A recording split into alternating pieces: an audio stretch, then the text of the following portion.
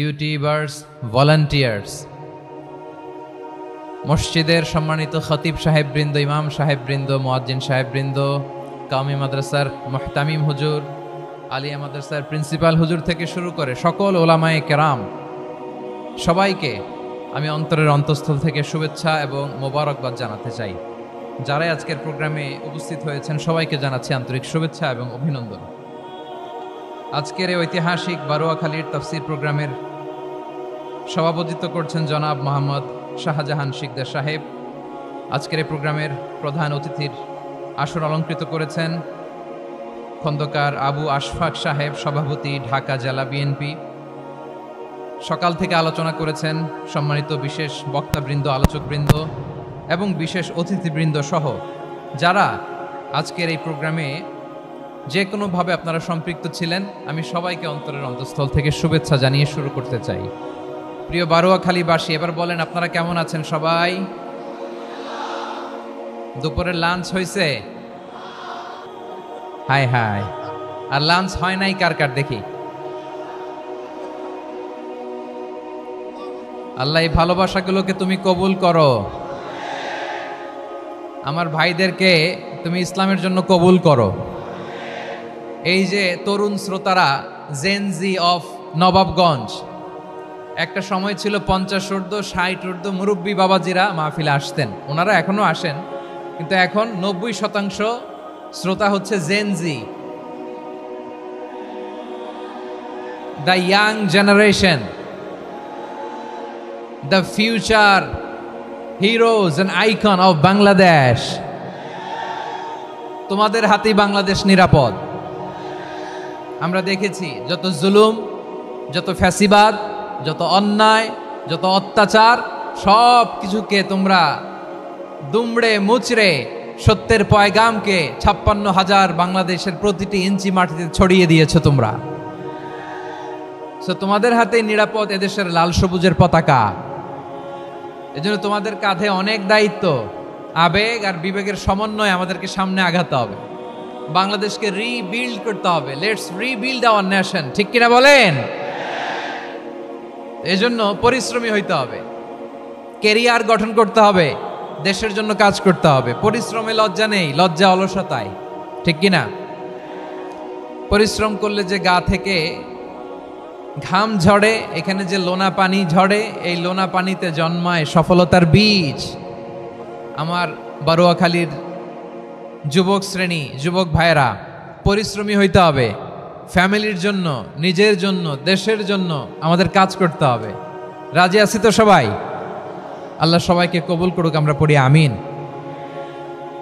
প্রিয় ভাইয়েরা, আমাদের সময় খুব কম, কথা অনেক বেশি। অনেকে আপনারা দুপুরে খাবারও খেতে পারেননি, অনেকে গতকাল চলে আসছেন। গতকাল আসছেন কারা কারা দেখি? ইয়া সালাম। গতকাল যারা আসছে সব সামনের জায়গা প্যাক করে রাখছে একেবারে। মাশাআল্লাহ, মাশাআল্লাহ, আল্লাহ কবুল করো তুমি। প্রিয় ভাইয়েরা, আজকের প্রোগ্রামটি খুবই সুশৃঙ্খল, ওয়েল অর্গানাইজড, ওয়েল ডিসিপ্লিন। বসুন বসুন, থামুন, কিছুই বলা লাগতেছে না আমার। আলহামদুলিল্লাহ, আলহামদুলিল্লাহ। আপনারা যে যেখানে আছেন বসতে পেরেছেন বসুন, দাঁড়িয়ে আছেন দাঁড়িয়ে শুনুন। আমার সাউন্ড ঠিকঠাক মতো শুনতে পাচ্ছেন তো? হ্যাঁ, পাচ্ছেন? মাশাআল্লাহ, মাশাআল্লাহ।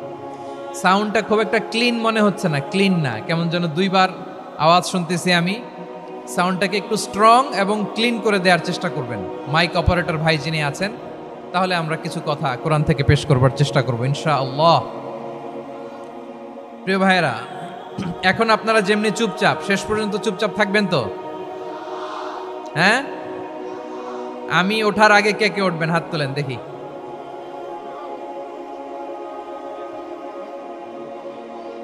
আমি ওঠার আগে কে উঠবেন? সত্যি তো? মনে থাকবে?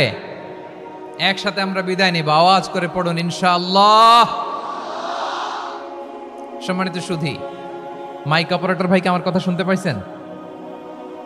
যদি শুনতে পেয়ে থাকেন মেহেরবানি করে সাউন্ডটা একটু স্ট্রং করতে হবে, স্ট্রং, মজবুত করতে হবে এবং ক্লিন করতে হবে। মেহেরবানি করে আপনি একটু ট্রাই করেন, আমরা আগাচ্ছি। সম্মানিত সুধী, আজকে আমি আমার খুতবার শুরুতে সূরা হাশরের শেষ 3 আয়াত তেলাওয়াত করেছি।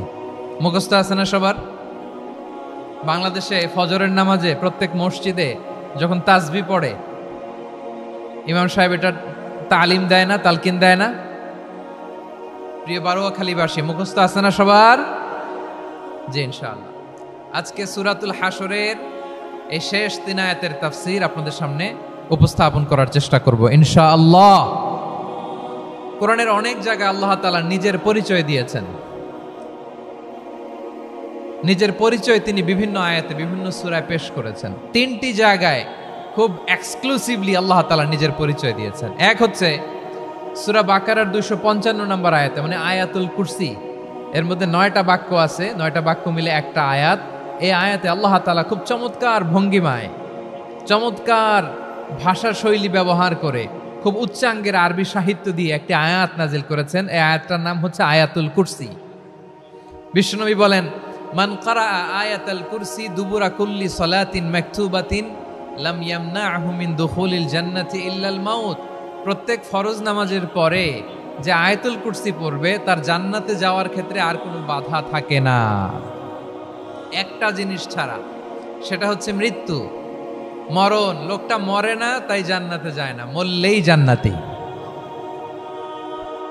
এই আয়াতুল কুরসির এই আয়াতে আল্লাহ তাআলা খুব স্পষ্টভাবে নিজের পরিচয় তুলে ধরেছেন। আবার সূরাতুল ইখলাসের ভেতরে আল্লাহ তাআলা খুব চমৎকার ভঙ্গিমায় তিনি নিজের পরিচয় তুলে ধরেছেন। অনুরূপভাবে সূরা হাশরের শেষ 3 আয়াতেও আল্লাহ তাআলা খুব চমৎকারভাবে নিজের পরিচয় তুলে ধরেছেন। আওয়াজ করে পড়ুন সুবহানাল্লাহ। আমরা সূরা হাশরের শেষ 3 আয়াতের তাফসীর আজকে আমরা শুনব। আসুন আমরা আমাদের রবকে চিনে নেই। আজকের আলোচনার টপিক হচ্ছে আসুন আমাদের রবকে চিনি। আসুন আমাদের, সবাই বলুন, আসুন আমাদের রবকে চিনি। আজকের আমার ঢাকা বিভাগের প্রোগ্রাম থেকে, এই নবাবগঞ্জ বারোয়াখালীর প্রোগ্রাম থেকে আমরা আমাদের রবকে চিনে যাব ইনশাআল্লাহ। বলেন সবাই।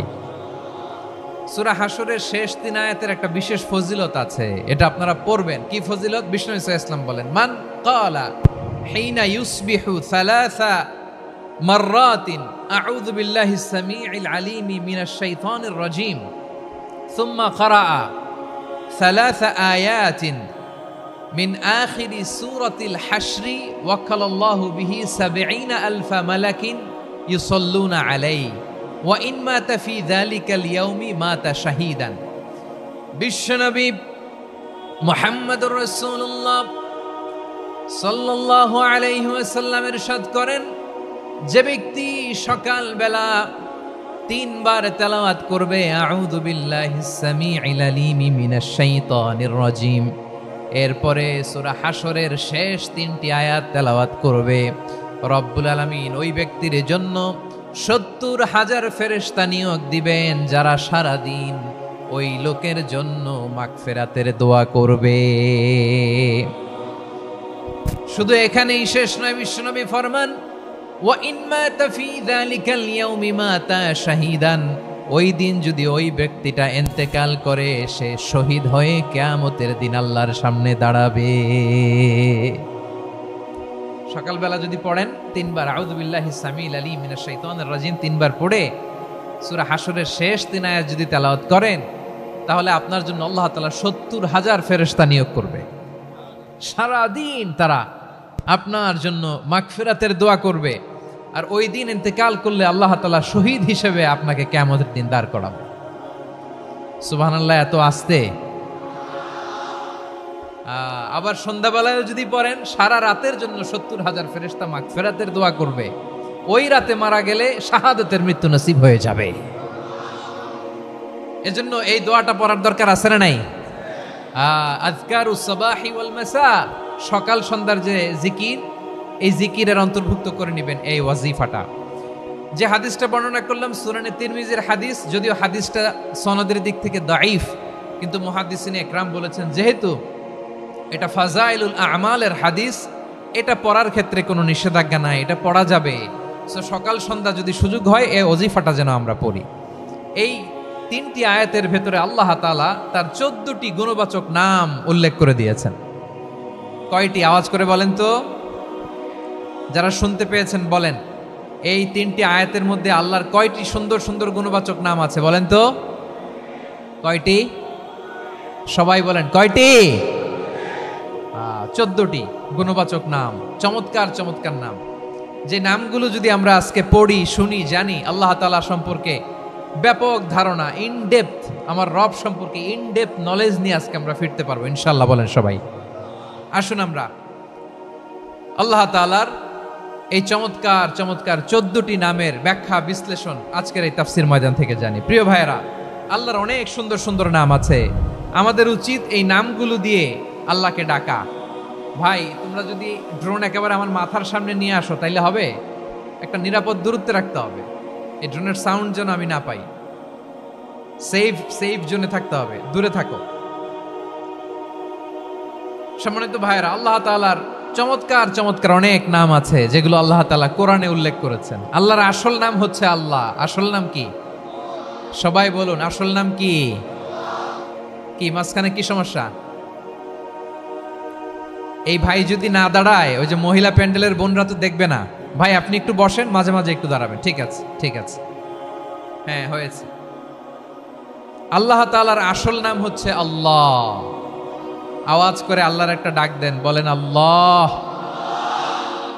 মন থেকে, হৃদয়ের গহীন থেকে, হৃদয় নিংড়ানো মনের সবটুকুন ভালোবাসাকে উজাড় করে দিয়ে আল্লাহর নামটা জপেন তো, পড়েন তো আল্লাহ। কেমন লাগে? ভালো লাগে? এর চেয়ে সুন্দর মধুমাখা নাম, জাদুমাখা নাম আর আছে? দু একজন বলছে নাই। আওয়াজ করে বলেন, এর চেয়ে সুন্দর নাম আর আছে? আল্লাহ নাম যতই জপি ততই মধুর লাগে, নামে এত জাদু থাকে কে জানি তো আগে। আল্লাহ নাম যতই জপি, ও নাম জপে প্রিয়তম, ও নামে জপে মজনু সম, ওই নামে পাপিয়া গাহে হৃদয় গোলাপে বাগে। আল্লাহ নাম যতই জপি। আল্লাহু আকবার। এত মধুর নাম আর দ্বিতীয়টা নাই। যতই জপি ততই ভাল লাগে, ঠিক কিনা বলেন?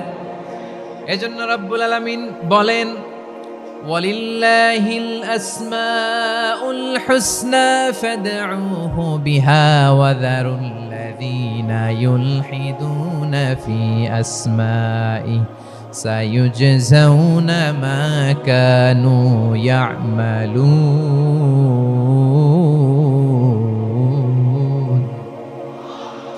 আল্লাহ বললেন, আমার অনেক সুন্দর সুন্দর নাম আছে, অনেকগুলো গুণবাচক সুন্দরতম নাম আছে। তোমরা এই নামগুলো ধরে আমি আল্লাহরে ডাকো, আর যারা আমি আল্লাহর নামের বিকৃতি ঘটায় তাদেরকে তোমরা বর্জন করো।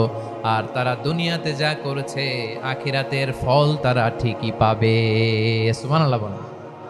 আল্লাহর অনেক সুন্দর সুন্দর নাম আছে, এগুলো ধরে ডাকতে বলা হয়েছে। আর যারা আল্লাহর নামের বিকৃতি করে তাদেরকে বর্জন করতে বলা হয়েছে। আপনি আল্লাহর নামের জিকির যখন করবেন, আপনি আমার আল্লাহর নামের বিকৃতি করতে পারবেন? বারোয়াখালীর ভাইরা বুঝে থাকলে আওয়াজ দেন, আল্লাহর নামের বিকৃতি করা যাবে? আপনি যখন জিকির করবেন স্পষ্ট শব্দে আল্লাহর নামটা বোঝা যেতে হবে। সুবহানাল্লাহ, ওয়ালহামদুলিল্লাহ, লা ইলাহা ইল্লাল্লাহ, আল্লাহু আকবার। একসাথে মিলিয়ে করেন অথবা আলাদা আলাদা করেন, অথবা শুধু আল্লাহ আল্লাহ এই নামের জিকিরও যদি করেন স্পষ্ট বোঝা যাইতে হবে। আল্লাহর নামের বিকৃতি করা যাবে? কিন্তু আল্লাহর নামের বিকৃতি করে জিকির এদেশে আছে না নাই? আছে। দেখবেন জিকিরের মধ্যে হুই হুই হুই হুই হুই এরকম করতেছে, আছে না নাই? সবাই মিলে লাফাচ্ছে, দফাচ্ছে, মাথা ঝুলাচ্ছে, আর কি কি যেন বলে। ওইটার মধ্যে আমি আল্লাহর নাম খুঁজে পাই না, এরকম আছে না নাই? হ্যাঁ, হই হই করে কিম্ভূত কিমাকার অদ্ভুত আওয়াজ করে তারা জিকির করে, সেখানে আল্লাহর নাম নাই। এই জিকির আল্লাহর কাছে গ্রহণযোগ্য হবে? আল্লাহ বলেন, ওয়াযারুল্লাযীনা ইউলহিদুনা ফি আসমাইহি, খবরদার আমার নামের যারা বিকৃতি ঘটায় তাদেরকে তোমরা বর্জন করো। এজন্য জিকির যখন করব সুস্পষ্টভাবে আল্লাহ তাআলার নাম সেখানে থাকতে হবে, ঠিক কিনা বলেন?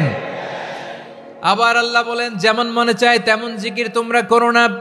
ফাযকুরুল্লাহা কামা আল্লামাকুম মা লাম তাকুনু তা'লামুন। তোমরা জানতে না আল্লাহ তোমাদের জানিয়েছেন কেমন করে আল্লাহর নামের জিকির করতে হয়, যেমন আল্লাহ শিখিয়েছেন তেমন করে আল্লাহরে ডাকো। ঠিক কিনা বলেন? আল্লাহ তাআলা যেমন শিখিয়েছেন তেমন ভাবে আল্লাহ তাআলাকে ডাকতে হবে, ঠিক ওই পদ্ধতিতে আল্লাহ তাআলার নাম জপতে হবে। কোন পদ্ধতিতে সেটাও আল্লাহ বলে দিচ্ছেন। আল্লাহ তাআলা বললেন, ওয়াজকুর রাব্বাকা ফি নাফসিকা তাদাররুআন ওয়া খীফাতান ওয়া দুনাল জাহরি মিনাল কওলি বিল গুদুই ওয়াল আসাল ওয়া লা তাকুম মিনাল গাফিলিন। খবরদার, আল্লাহর নামের জিকির করো, আল্লাহকে ডাকো। ফি নাফসিকা, মনে মনে, তাদাররুআন, সবিনয়ে, খীফাতান, ভীত বিহবল চিত্তে, দুনাল জাহারি মিনাল কওল, অনুচ্চ স্বরে অনুচ্চ আওয়াজে। এভাবে আল্লাহর ডাকলে সেই ডাকা কবুল করে নিবে কে?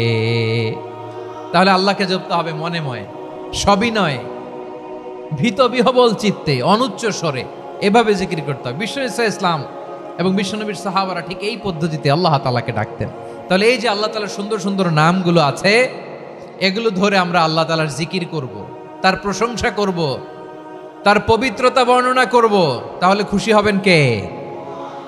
বিশ্বনবী ইসলাম বলেন, আশ-শাইতানু জাসিম আলা কলবি ইবনে আদম, শয়তান বনি আদমের কলবের মধ্যে এরকম খামচি মেরে বসে থাকে। খামচি বোঝেন তো? শয়তান বনি আদমের হৃদয়ে কলবে খামচি মেরে বসে থাকে।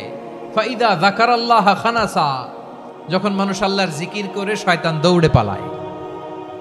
ওয়াইদা গাফালা ওয়াসওয়াসা, আর মানুষ যখন অমনোযোগী হয়, গাফিল হয়, শয়তান আবার টেম্পটেশন দেয়, আবার ধোঁকা দেয়, আবার ওয়াসওয়াসা দেয়। এজন্য বিশ্বনবী বলতেন, লা ইয়াজালু লিসানুকা রাতবান মিন যিকরিল্লাহ, সব সময়, প্রতি মুহূর্তে, সর্বক্ষণে তোমার জিহ্বাটা আল্লাহর জিকির দিয়ে ভিজা রাখবা, আল্লাহর জিকির দিয়ে সিক্ত রাখবা, তাহলে কবুল করবে কে? সবাই পড়েন সুবহানাল্লাহ, আলহামদুলিল্লাহ, লা ইলাহা,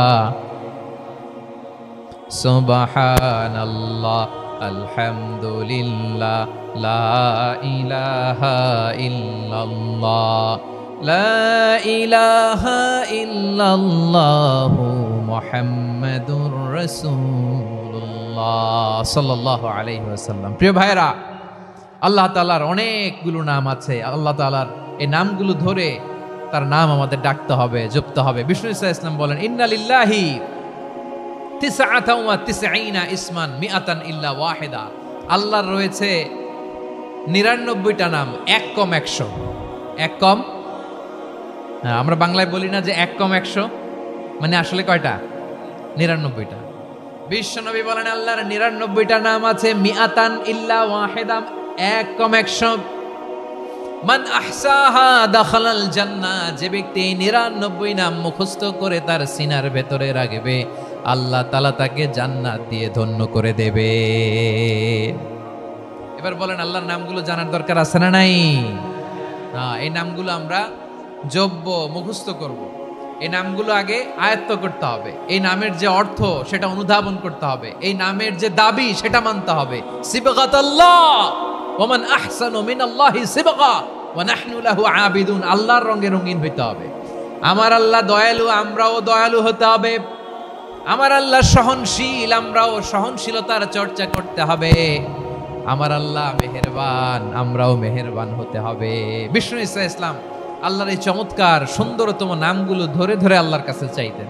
আপনি যখন দোয়া করবেন, আল্লাহর নামগুলো ধরে যদি দোয়া করেন, আল্লাহ ওই দোয়া ফিরায় দেয় না। সুবহানাল্লাহ বলেন। আপনি যদি দোয়ার মধ্যে বলেন ইয়া রহমান, সবাই বলেন ইয়া রহমান, ইয়া রহিম, ইয়া হাইয়্যু, ইয়া কাইয়্যুম, আল্লাহর চমৎকার নামগুলো ধরে ধরে যদি আল্লাহর কাছে ফরিয়াদ করেন, আল্লাহর নামগুলো ডাকেন, মুহূর্তেই কবুল করবে কে? বিষ্ণু ইসলাম এভাবে আল্লাহর নামগুলো ধরে ধরে জিকির করতেন, আল্লাহর নাম জপতেন। তিনি বলতেন, আসআলুকা বিকুল্লি ইসমিন হুয়া লাক, আল্লাহ তোমার যত নাম আছে সব নামের ওসিলায় তোমার কাছে ফরিয়াদ করি, সব নামের ওসিলায়। আনজালতাহু ফি কিতাবিক, যে নাম তুমি তোমার কিতাবে নাজিল করেছো। আও আল্লামতাহু আহাদাম মিন খালকিক, অথবা তোমার কোনো সৃষ্টিকে তোমার নাম তুমি জানিয়েছো, আও ইস্তাসারতা বিহি ফি ইলমিল গায়বি ইনদাক, অথবা গায়েবের জ্ঞানে তুমি তোমার নিজের জন্য ওই নামগুলো সংরক্ষিত রেখে দিয়েছো। সব নামের ওসিলায় তোমার কাছে চাই। সুবহানাল্লাহ পড়েন। তার মানে আল্লাহ তোমার যে নামগুলো আমরা জানি এগুলার ওসিলায়ও চাই, যে নামগুলো আমরা জানি না সেগুলোর ওসিলায়ও চাই। আল্লাহর সব নাম আল্লাহ আমাদেরকে জানায় নাই, কিছু নাম জানিয়েছেন, কিছু নাম তিনি জানান নাই। সুবহানাল্লাহ বলেন। আল্লাহ তাআলা তার কিছু নাম কোরআনে উল্লেখ করেছেন, কিছু নাম স্পেশাল কিছু নবীদেরকে জানিয়েছেন, আর কাউকে জানান নাই। কিছু নাম তিনি কিয়ামতের দিন আমাদের সামনে প্রকাশ করবেন যে এইটাও আমার একটা নাম, এটা তোমরা কেউ জানতা না। সুবহানাল্লাহ, সারপ্রাইজ হিসেবে আল্লাহ তাআলা রেখে দিয়েছে, কেউ জানে না। কিয়ামতের দিন আল্লাহ তাআলা সেই নামগুলো জানাবেন। আর কিছু নাম আছে সেই নামগুলো আল্লাহ কোরআনেও বলে নাই, কোনো নবীরেও জানায় নাই, কিয়ামতের দিনও সারপ্রাইজ হিসেবেও জানাবে না। ওই নামগুলো স্বয়ং খোদ আল্লাহ ছাড়া কেউ জানে না। এজন্য বিশ্বনবী দোয়ার সময় বলতেন, আল্লাহ তোমার যে নামগুলো জানি, যে নামগুলো জানি না, সব নামের বরকতে তোমার দরবারে চাই, সব নামের ওসিলায় তোমার কাছে ফরিয়াদ করি। সুবহানাল্লাহ বলেন। তাহলে সূরা হাশরের মধ্যে আমরা আল্লাহর মোট কয়টা নাম পাবো দেখি, মনে আছে কিনা? হ্যাঁ, কয়টা? আওয়াজ করে বলেন, কয়টা? মাশাআল্লাহ।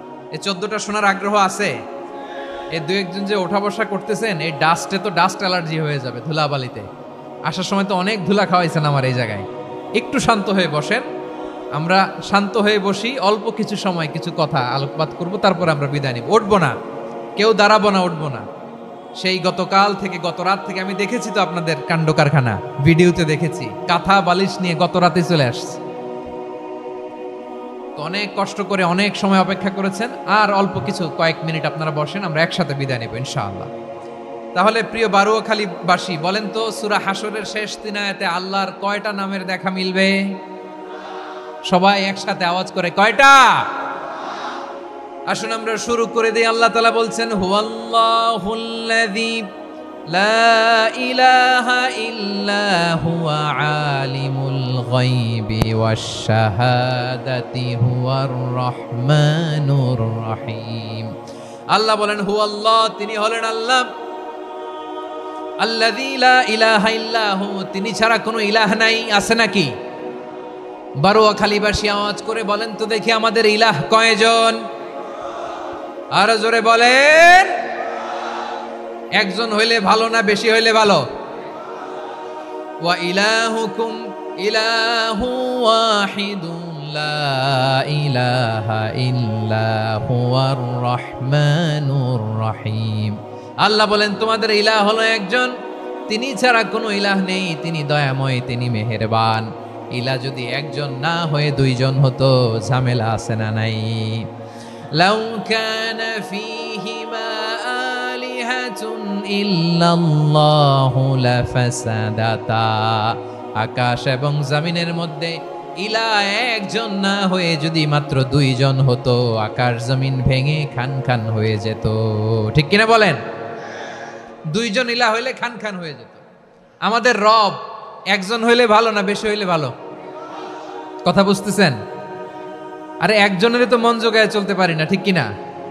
হ্যাঁ, একজন, তিনি যে আদেশগুলো দিয়েছেন আমাদের দুর্বলতার কারণে আমরা তো পারি না। যদি 10 জন হইতো, ওই 10 জনের হ্যাপি করতে পারতাম, তাদেরকে স্যাটিসফাই করা যেত এত সহজে। 10 জনের 10 নিয়ম থাকতো। একজন বলতো আমার সেজদা দিবি সকালে, আরেকজন বলবে আমার জন্য নামাজ পড়বি 3 বার, আরেকজন বলবে আমার জন্য যাকাত দিবি এতবার, আরেকজন বলতো আমার জন্য কুরবানি দিবা এতবার। তাহলে আমাদের জন্য কঠিন হয়ে যেত, ঠিক কিনা? যদি ইলা একজন না হয়ে একাধিক হতো, একজন বলতো না আমি মহাবিশ্ব এভাবে চালাবো, আরেকজন বলতো না আমার মন চায় এভাবে, আমি এভাবে চালাবো, একজন বলতো সূর্য আমি পূর্ব দিকে উঠাবো, আরেকজন বলতো না আমি দক্ষিণ দিকে উঠাবো, আরেকজন বলবে না আমি উত্তর দিকে উঠাবো। এরকম আছে না নাই? ঝামেলা লেগে যেত। এজন্য বেশি রব হইলে আমাদের জন্য ঝামেলা, খোদা বেশি হইলে আমাদের লস। একজন হওয়াতে আমরা বেঁচে গেছি। বারুয়াখালীবাসী আওয়াজ করে না, কথা বলে না। রব খোদা একজন হওয়াতে আমাদের সুবিধা হয়েছে না? এজন্য আল্লাহ বলেন লা ইলাহা ইল্লাহু, তিনি ছাড়া তোমাদের কোনো ইলাহ নাই, তিনি একজন। লা ইলাহা ইল্লাহু আলিমুল গায়বি ওয়াশ শাহাদা, তিনি প্রকাশ্যেরও মালিক অপ্রকাশ্যেরও মালিক। তিনি যেটা ওপেন এটাও জানেন, যেটা গোপন সিক্রেট ওইটাও জানেন। আলিমুল গায়বি ওয়াশ শাহাদা, তিনি গায়েবের মালিক, গায়েবের জ্ঞানী, যেটা দেখা যায় না, অদৃশ্য, জানা নাই, এটাও তিনি জানেন। এগুলো জানতে তার কোনো মাধ্যমের প্রয়োজন হয় না। অতীতে কি হয়েছে, বর্তমানে কি চলছে, ভবিষ্যতে কি হবে, সব তার জ্ঞানের ভেতরে আছে না নাই? এজন্য আল্লাহ বললেন আলিমুল গায়বি ওয়াশ শাহাদা, তিনি গায়েবের জ্ঞান রাখেন, তিনি দৃশ্য জগতের জ্ঞান রাখেন, তিনি প্রকাশ্য জগতের জ্ঞান রাখেন, তিনি গোপন জগতের জ্ঞান রাখেন। তার কাছে কোনো কিছু গোপন নাই, ঠিক কিনা বলেন? হুয়ার রহমানুর রহিম, তিনি হলেন দয়াময়, তিনি হলেন মেহেরবান। এই যে শুরু হলো 14 নামের প্রথম দুইটা, আর রহমান আর রহিম। হুয়ার রহমানুর রহিম, তিনি হলেন the most gracious, the most merciful, তিনি দয়াময়, তিনি অতিশয় মেহেরবান। সুবহানাল্লাহ বলেন। তার দয়ার কোনো শেষ নাই, তার মায়ার কোনো শেষ নাই। আল্লাহ, তাহলে 14টা নামের মধ্যে কয়টা পাইলাম? একটা কি? আর রহমান। বারোয়াখালীবাসী বুঝে থাকলে আওয়াজ করে বলেন, প্রথমটা কি? 2 নাম্বার আর রহিম। আওয়াজ করে বলেন 2 নাম্বার। আওয়াজ করে সবাই গলা ছেড়ে দিয়ে উত্তর দেন তো, প্রথম নামটা কি? দ্বিতীয় নামটা? আর রহিম। রহমান আল্লাহর one of the major names, আল্লাহর মৌলিক নামগুলোর মধ্যে গুরুত্বপূর্ণ একটা নাম হচ্ছে রহমান। গুরুত্বপূর্ণ নাম কি? রহমান, দয়ার সাগর, মায়ার সাগর। রহমানুন ফিদ দুনিয়া ওয়া রহিমুন ফিল আখিরা। এই দুনিয়ার জন্য আল্লাহ রহমান, দুনিয়াতে আল্লাহ সবাইরে দয়া করে, কাফিররেও করে, মুসলিমরেও করে। আর আখিরাতের জন্য তিনি রহিম, সেখানে কাফির মুশরিকদের জন্য আল্লাহর পক্ষ থেকে কোনো দয়া থাকবে না। চিল্লায় বলেন ঠিক কি না? এজন্য আল্লাহ বললেন আমার মৌলিক একটা নাম হলো রহমান। আল্লাহর পরে অন্য কোন নাম দিয়ে যদি তোমরা আমার নাম প্রকাশ করতে চাও, জপতে চাও, ডাকতে চাও, তোমরা রহমান নামে ডাকো। রব্বুল আলামিন ইরশাদ করেন, কুলিদুল্লাহ আউদিউর রহমান আইয়াম্মা তাদউ ফালাহুল আসমাউল হুসনা। আমাকে আল্লাহ নামে ডাকো, কিংবা আমি আল্লাহকে রহমান নামে ডাকো, যে নামেই ডাকো না কেন আমার আছে অনেকগুলো সুন্দর সুন্দর নাম। যে নামেই ডাকো আমি শুনি, ডাকলেই আমি সাড়া দেই। সকালে ডাকলেও সাড়া দেই, দুপুরে ডাকলেও সাড়া দেই, মাঝ রাতেও যদি আমরা বিপদে পড়ি, ডাকলে আমাদের ডাকে সাড়া দেয় কে? সবাই বলুন তো, সাড়া দেয় কে? আবার বিশ্বনবী যখন মক্কায় দাওয়াত দিচ্ছিলেন, তিনি মাঝে মাঝে আল্লাহর নাম বলছিলেন, মাঝে মাঝে তিনি রহমান নাম বলছিলেন।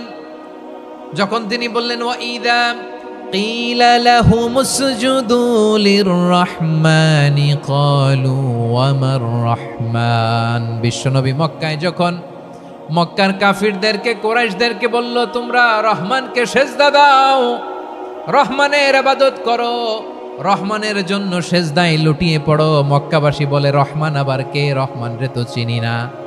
রহমানকে আল্লাহ চিনি, রহমান চিনি না। মক্কাবাসী কি বলে? কারে চিনে? আল্লাহরে চিনে। কারে চিনে না?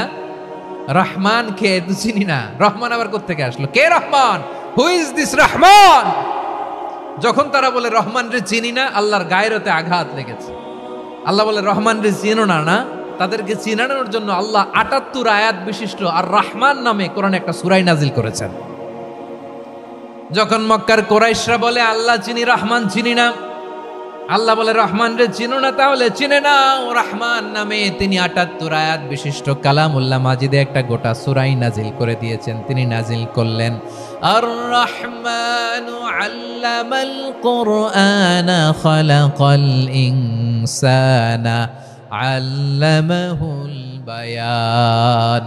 দয়াময় রহমান শেখালেন কোরআন, বানালেন ইনসান, শেখালেন বায়ান। দয়াময় রহমান শেখালেন কোরআন, বানালেন ইনসান, শেখালেন বায়ান।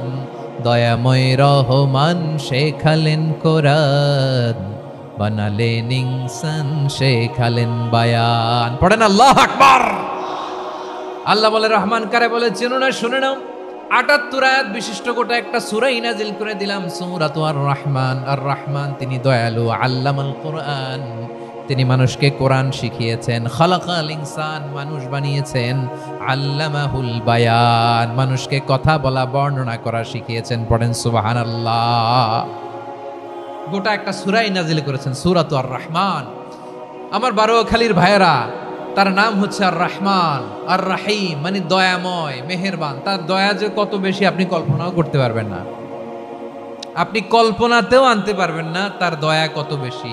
বিশ্বনবী সাল্লাল্লাহু আলাইহি ওয়াসাল্লাম ফরমান, লাম্মা কাদাল্লাহুল খালকা কাতাবা ইনদাহু ফাওকা আরশিহি, আল্লাহ যখন মহাবিশ্বের সব সৃষ্টি করে সারলেন, তিনি আরশের উপরে লিখলেন সাবাকাত রাহমাতি গাদাবি, সাবাকাত রাহমাতি গাদাবি। কোথায় লিখছে? আরশের উপরে। আওয়াজ করে বলেন তো কোথায় লিখেছে? আরশের উপরে আল্লাহ লিখলেন সাবাকাত রাহমাতি গাদাবি।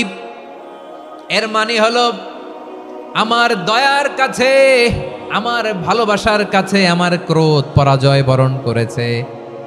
আমার দয়ার কাছে আমার রাগ কিংবা ক্রোধ পরাজয় বরণ করেছে। মানে আমি আল্লাহর দয়া আছে, আবার আমি আল্লাহর ক্রোধ বা রাগ আছে, কিন্তু আমি আল্লাহর রাগের চেয়ে দয়া বেশি। আওয়াজ করে বলেন, আল্লাহর রাগ বেশি না দয়া বেশি? আল্লাহর যদি রাগ থাকতো আমরা বাঁচতে পারতাম? যে পরিমাণে আকাম কুকাম আমরা করি, অপকর্ম করি, অন্যায় করি, জুলুম করে জুলুমের আড্ডাখানা বানিয়ে রেখেছি গোটা দুনিয়াকে, আল্লাহ যদি মুহূর্তে মুহূর্তে রেগে যেতেন আমরা বাঁচতে পারতাম? মহাবিশ্ব সৃষ্টির পরেই তিনি আরশের উপরে লিখেছেন সাবাকাত রাহমাতি গাদাবি, মানে আমি আমার দয়ার কাছে আমি আল্লাহর ক্রোধ, রাগ, ক্ষোভ এটা পরাজিত হয়েছে। সুবহানাল্লাহ বলেন। আবার বিষ্ণু বললেন জাআলাল্লাহুর রাহমাতা মিয়াতা জুজ, আল্লাহ দয়ার ভালোবাসাকে 100 টুকরা করলেন। 99 টুকরা দয়া মায়া ভালোবাসা আল্লাহ নিজের কাছে রেখে দিলেন, আর 1 টুকরা দয়া মায়া ভালোবাসা আল্লাহ গোটা বিশ্বের সবার মাঝে ঢেলে দিলেন। দয়া মায়া ভালোবাসা 100 টুকরা করে আল্লাহ নিজের কাছে রাখছেন কয় টুকরা? সবাই বলেন 99 টুকরা। আর গোটা বিশ্বের সবার মাঝে ভাগ করে দিয়েছেন কয় টুকরা? এবার এই 1 টুকরার নমুনা দেখেন তো পৃথিবীতে। স্বামী স্ত্রীর জন্য কত ভালোবাসা, বন্ধু বন্ধুর জন্য কত ভালোবাসা, গার্লফ্রেন্ড বয়ফ্রেন্ডের জন্য গলায় ফাঁস লাগায়, আছে না নাই? এই এখন গলার আওয়াজ বাড়ছে ইয়াংদের। হুজুর এখন গার্লফ্রেন্ড বয়ফ্রেন্ডের ভিতরে ঢুকছে, এখন আমরা আছি হুজুর। জেগে উঠছে বারোয়াখালী। দেখেন এই তো কয়েকদিন আগেই তো, কত বছরের 12 না কত বছরের এক মেয়ে, কত বছর? 11। ওই দেখেন সব মুখস্থ দুষ্টগুলার, আর কিছু মুখস্থ না থাকলে এগুলো মুখস্থ। 11 বছরের, তারে কি বলবো, তরুণীও তো না, কিশোরী। এই কিশোরী ভালোবাসার টানে বাপ মা থুইয়া চলে গেছে কোথায়? দেখেন ভালোবাসারে আল্লাহ 100 টুকরা করেছেন, 99 টুকরা ভালোবাসা আল্লাহ নিজের জন্য রেখেছেন, 1 টুকরা আমাদের সবাইকে ভাগ করে দিয়েছে। যত পাখি আছে পৃথিবীতে, যত মাছ আছে, যত প্রাণী আছে, যত মানুষ আছে, যত জিন আছে, আমরা সবাই মিলে পেয়েছি ভালোবাসার কয় টুকরা? আর আরশে আজিমের অধিপতি আল্লাহ, তিনি তার কাছে ভালোবাসা রেখে দিয়েছেন কয় টুকরা? তাহলে এবার আওয়াজ করে বলেন, আল্লাহর রাগ বেশি নাকি দয়া বেশি? আল্লাহ তুমি দয়ার সাগর রহমানুর রহিম, তোমার দয়ায় পূর্ণ আমার সারা নিশিদিন। সবাই পড়েন, আল্লাহ তুমি দয়ার সাগর রহমানুর রহিম, তোমার দয়ায় পূর্ণ আমার সারা নিশিদিন। আল্লাহু আকবার। আল্লাহ বলেন রাহমাতি ওয়াসিয়াত কুল্লা শাই, গোটা বিশ্বের সব জায়গায় আমি আল্লাহর রহমত বিস্তৃত, এমন কোন জায়গা নাই যেখানে আমি আল্লাহর রহমত নাই। ঠিক কিনা বলেন? এমন কোন জায়গা নাই আমি আল্লাহর রহমত নাই। আমি আল্লাহর রহমত ছাড়া গাছের একটা পাতা নড়ে না, আমি আল্লাহর দয়ার রহমত ছাড়া গাছের একটা পাতা পড়ে না।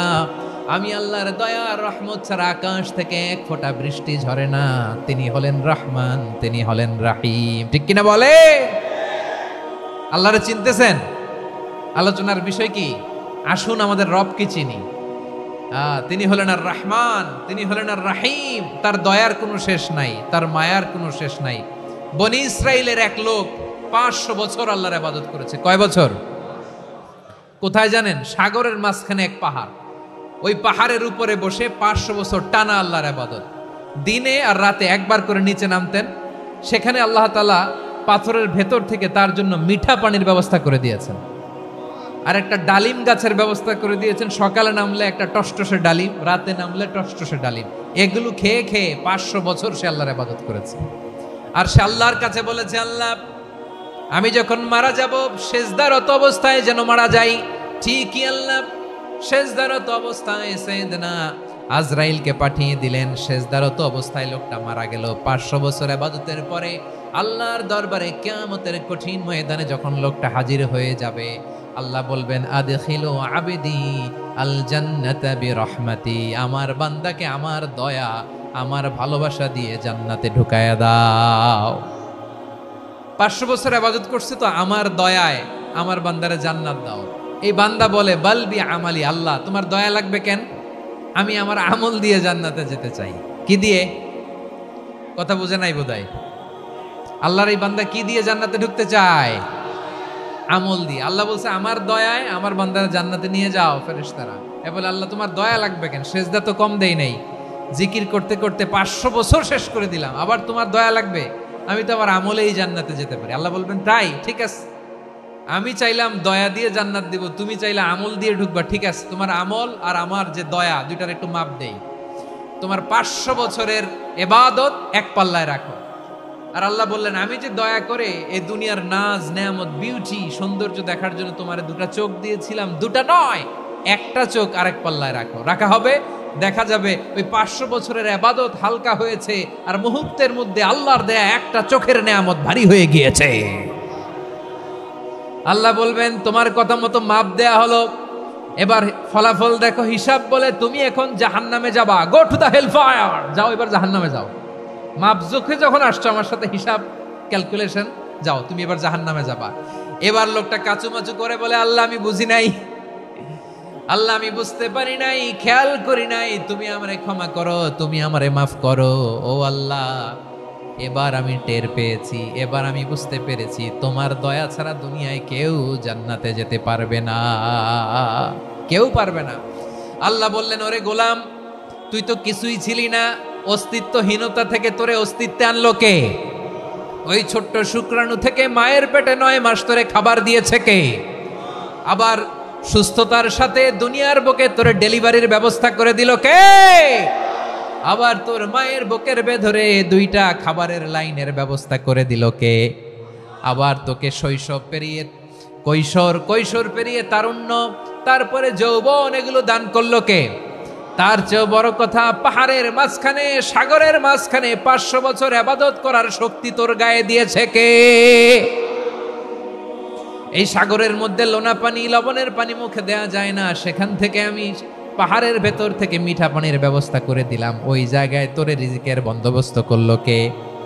সকাল বিকাল 2 বেলা টসটসে ডালিম খাওয়ার ব্যবস্থা করে দিল কে? তোর আবদার ছিল, আল্লাহ আপনি আমারে সেজদারত অবস্থায় রুহু কবজ করবেন, তোর শেষ আবদারটাও পূরণ করেছে কে?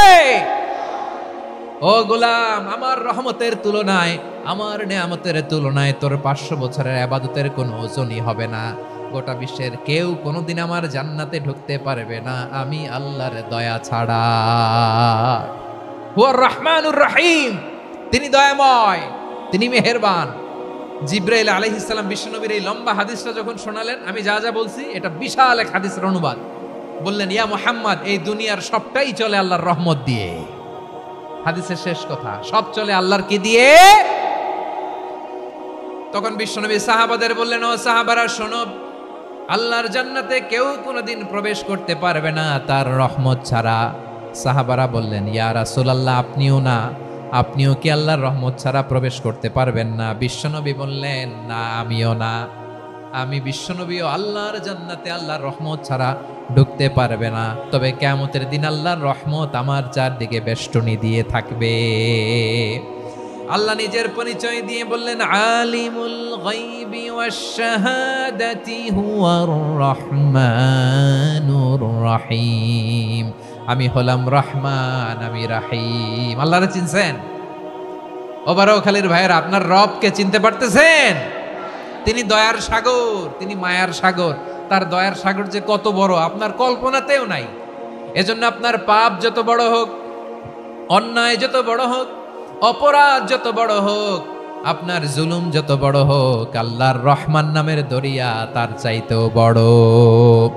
আল্লাহ বললেন, খুলিয়া ইবাদিয়াল্লাযীনা আসরাফু আলা আনফুসিহিম লা তাকনাতু মির রাহমাতিল্লাহ ইন্নাল্লাহা ইয়াগফিরুয যুনুবা জামিআ ইন্নাহু হুয়াল গফুরুর রহিম। ও আমার গুনাহগার বান্দারা শোনো, জুলুম করেছো, ভুল করেছো, অন্যায় করেছো, আল্লাহর রহমত থেকে নিরাশ হয়ো না। আমরা বিশ্বাসীরা কশিনকালেও আল্লাহর রহমত থেকে নিরাশ হব না, ঠিক কিনা বলেন? আল্লাহর রহমত থেকে নিরাশ হবেন? ভুল করে ফেলছেন, আরে ভুল তো সবাই করে। পাপ হয়েছে, আরে পাপ তো সবার আছে, আপনারা সবাই পাপী, সবাই পাপী। যত পাপ হোক, ভুল হোক, অন্যায় হোক, অনুতপ্ত হয়ে তওবা করে, ওযু করে, জায়নামাজটা বিছিয়ে সেজদা দিয়ে চোখের পানি ছাড়েন। চোখের বেয়ে পড়া পানি আল্লাহর কাছে যে কত প্রিয়। অনুতপ্ত বান্দার চোখের পানির ফোঁটা তার চোখ বেয়ে, নাকের ডগা বেয়ে জমিনে ড্রপ করার আগেই আল্লাহর ওই বান্দার সব গুনাহ মাফ করে দেয়। আল্লাহ বললেন, আমি রহমানুর রহিম, আমি দয়াময়, আমি মেহেরবান। এরপর আল্লাহ বললেন, হুয়াল্লাহুল্লাযী লা ইলাহা ইল্লা হুয়াল মালিকুল কুদ্দুসুস সালামুল মুমিন। ওয়াল্লাহুল্লাযী, তিনি এমন আল্লাহ, লা ইলাহা ইল্লাহু, তিনি ছাড়া কোনো ইলাহ নাই। আল মালিক, তিনি হলেন আল মালিক। দুইটা শেষ, আর রহমান আর রাহিম শেষ। এবার আল্লাহ 3 নাম্বার গুণবাচক নামের পরিচয় দিচ্ছেন। আল্লাহ বলছেন, আমি হচ্ছি আল মালিক। আমি কি? মানে সম্রাট। আল মালিক মানে হচ্ছে the king, the king of kings. সব রাজার বড় রাজা, মহারাজা। তার চেয়ে বড় রাজা আর কেউ নাই, তার চেয়ে বড় সম্রাট আর কেউ নাই, তার চেয়ে বড় ক্ষমতাধর সত্তা মহাবিশ্বে দ্বিতীয় কেউ নাই। চিৎকার করে বলেন ঠিক কিনা? তিনি আল মালিক। আল মালিক মানে ক্ষমতাধর, ক্ষমতার মালিক, রাজা ধীরাজ বাদশাহ। তার ক্ষমতা আর আমাদের ক্ষমতা একরকম নাকি? হ্যাঁ, আমাদের দুনিয়াতে ক্ষমতা অস্থায়ী ক্ষমতা, ঠিক কিনা বলেন? আইজ আছে কাল নাই, এরকম না ক্ষমতা? আল্লাহর ক্ষমতাও তো এরকম না, আইজ আছে কাল নাই এরকম। দুনিয়াতে দেখবেন কোন দেশের প্রেসিডেন্টের 4 বছরের ক্ষমতার মেয়াদ, কোন দেশে 5 বছরের। আল্লাহর কয় বছরের? 10 বছরের নাকি 20 বছর, 100 বছর। আল্লাহর ক্ষমতার মেয়াদ কতদিন বলেন? বুঝে থাকলে বলেন তো। চিরকাল তার ক্ষমতার মেয়াদ। চিল্লায় বলেন ঠিক কিনা? নিরঙ্কুশ ক্ষমতা, একচ্ছত্র ক্ষমতা বলতে যা বুঝায়, এই ক্ষমতা একমাত্র আল্লাহরই আছে। আমাদের ক্ষমতার জন্য আমরা ডিপেন্ড করতে হয়, ওর ডিপেন্ড লাগে, ওই জনমত নেওয়া লাগে, ওই জনগণের কাছে যাওয়া লাগে, ভোট চাওয়া লাগে। এরা ভোট দিলে এরপরে আমরা আসবো, ঠিক কিনা? আবার জনগণ না চাইলে আমরা নাই। আল্লাহর ক্ষমতা কি এরকম? হ্যাঁ, আবার দেখবেন দুনিয়াতে ক্ষমতায় যাওয়ার জন্য জোট করা লাগে। জোট, জোটের রাজনীতি আছে না নাই? জোট হয়, শরিক হয়, এই হয়, সেই হয়, নানাভাবে দুনিয়াতে ক্ষমতায় আসতে হয়। আল্লাহ বলে, আমার ক্ষমতার জন্য কারো উপর বিন্দু পরিমাণ আমার ডিপেন্ড করা লাগে না। সৃষ্টির শুরু থেকে আমি ক্ষমতার চেয়ারে বসা, মহাবিশ্বের শেষ পর্যন্ত, সীমাহীন ভবিষ্যৎ পর্যন্ত আমি ক্ষমতার চেয়ারে থাকব। আমি হলাম আল মালিক।